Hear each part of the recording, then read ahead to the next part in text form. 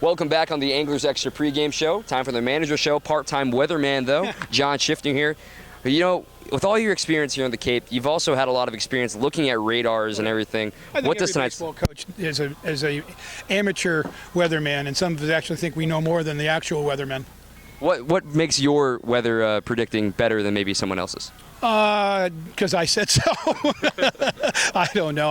I have been around a long time, but what's really made me a lot better is radar. You look at the radar and it says, hey, that's red and orange, and it's coming our way. It's going to rain. So.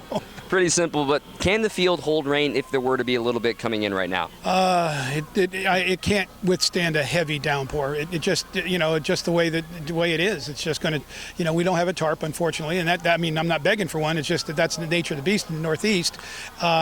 We will puddle up at shortstop fast. We'll puddle up at third base fast. If it really comes down, it'll go underneath the tarp that we have to cover home plate. It'll get wet. It really depends on how long it rains. If it's a quick shower, 15, 20-minute shower, we probably can sponge it off, broom it off, get the treatment on there, and I think we'd be okay in about an hour or so. But if it really comes down, and it comes down for any length of time, I think we'd be in trouble. So what is the procedure for a head coach when that happens? If the rain starts coming down, what is the call? You yell for the players to get the tarp on the mound in the home plate area, and hope it stops raining quickly. So, or doesn't come down in buckets like it did the other day. So, it's tough. There's nothing you can do. And then let's just take it one step further. Right now, it's foggy. That's fog sitting above us right now, and it's heavy, thick fog. The only good thing is the wind's blowing pretty good, so that should keep the fog moving. If the wind dies, the fog sits, we'll be in the same situation we were 10 days ago. Let's move away from the weather now. Let's go to the better job of yours managing the Chatham Anglers. No, I'm not sure. There's a lot of people who think I'm probably a better weatherman, so it's okay though. Well, yesterday a doubleheader sweep over the Hyannis Harbor Hawks. A one-run game in the first game, then a two-run game. Bullpen really held strong. What did you take away from that, sweeping the best team, if one of the best teams in the Cape League? Well, just, part of it is that we did take the team with the best record in the league, and we did sweep them, so that tells us something about our team. I think they played with a great deal of resiliency.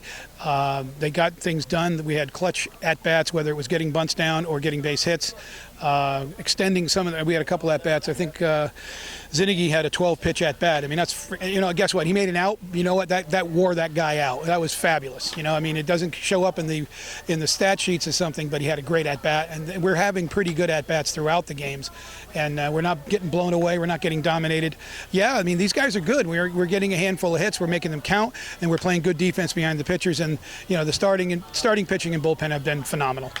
Speaking of the bullpens, the transition between Parker Dungy to Andre Scrubb in that seventh inning, did you want Parker to try complete the 7 innings and save Andre for game 2? It was his game to win. We were his game to try to finish. He just thrown so well. He's so close. And it's a great learning experience for him. If he did it, great. If he didn't do it, it's okay. And Andre came in and a little shaky, but got the job done. How great is it to have him on the back end? Because he's really started to blossom into that role even more. He's now second in the Cape League in saves. He's done a great job, and he's he's a utility type pitcher. We could say, all right, Andre, we're going to take you out of the bullpen, give you a couple bullpens, and you're going to win the starting rotation, and he would be fine with that. I mean, he can start. He's big time arm. That's impressive what he can do. He's breaking pitch backs up a 93, 95 mile an hour fastball. On the offense, still using small ball in the beginning of the game with 3, back-to-back singles and then a walk and an error, and all of a sudden you got 3 runs on the board. That set the tone for the rest of the game. Game 2, you finally got the long ball back. You got a couple of doubles, and you got the home run from Zach Short. It's just a varied offensive attack right now. What do you think is going to be the one that sticks around for the longest? Well, you just want to make sure you take good at-bats. I mean, obviously, I'd love to see gap-to-gap. I mean, you don't have to have tremendous power to win in the Cape Cod League. You have to have good pitching, good defense, and timely hitting. And right now, that's what we're doing. So I'm fine with what we're doing. Will Craig's going to come around. Mondu is going to come around. When Jake Fraley gets here, he has the potential to take balls out of the ballpark. I think Persico can as well. I think Zinnigy can do it. We've got guys who can bang the ball around a little bit. Do we have the monster bangers that Orleans apparently has? No, we don't. But we have pretty good pitching that can back it up. Put the ball in the gaps. Get those guys in. Situational hitting. Get a guy lead off the inning with a double. The next guy moves him over. The next guy scores him. That's 1 run. And if you do that for 9 innings, you have 9 runs. Yeah, good at math. Good at math, good at weather. We're a lot of goods here today. Well, you look at it, a great debut yesterday in the field for Corey Raley. Having him at second base, adding a little bit more depth to this infield Are we going to see him in anywhere other positions this season? He could play short, third, or even center field. I mean, he's a very talented player. He's good speed. He's an excellent runner. As we saw, he had a couple. I thought he legged out 2 of them, but obviously the umpire saw it differently. Shocking. No, he's good. He's a valuable pickup for us. Lastly, Zach Allen making another start here for your Anglers tonight. Over his 2 seasons now here with the Cape, he's really lacks run support. How do you got to change the luck up sometimes with him? I don't know.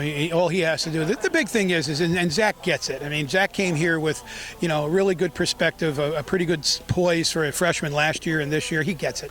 He knows he's up here to pitch.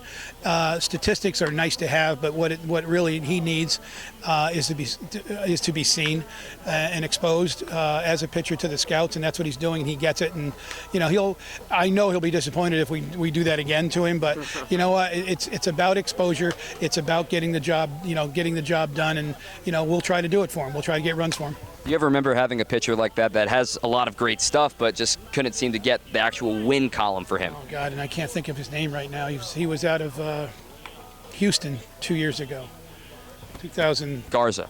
Exactly, Aaron Garza. Best 0-4, 0-5 pitcher in the league. His stats were. If you didn't see his win-loss record, you'd think he was like 6-1, and he was 0-4, 0-5. So very similar. Zach is very similar to him. The same stuff. Gar's a little bit taller than him, but I mean, there's a guy who just. We'd never supported him, but yet he would go out and just throw a great game, and we just couldn't get the runs for him. That's it from the manager, John Schiffner, part-time weatherman, part-time mathematician. That's it for us down here. Johnny in the booth.